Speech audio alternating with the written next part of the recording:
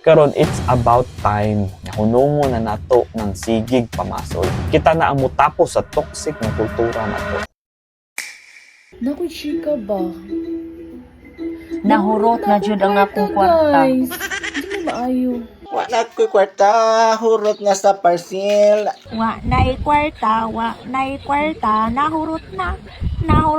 Wa na ko'y kwarta. Ay, payita mahimong tao. So pero ang pangutana, ngano inyo masangot doon kung dili man day kinahanglan hutdon ang inyong kwarta? Kay ba mo, pagkat-on mo, dili kinahanglan nga hutdon ninyo inyong kwarta. Ayaw mo patuyang nga ng gasto. Ganahan ba mo sa kinabuhi nga parehas sa inyong kinabuhi karon?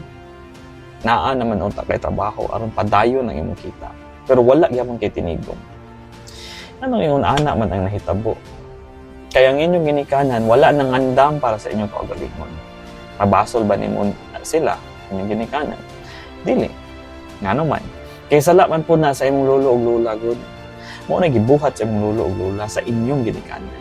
Ug mausad na ang gibuhat sa inyong ginikanan diha sa inyo ha.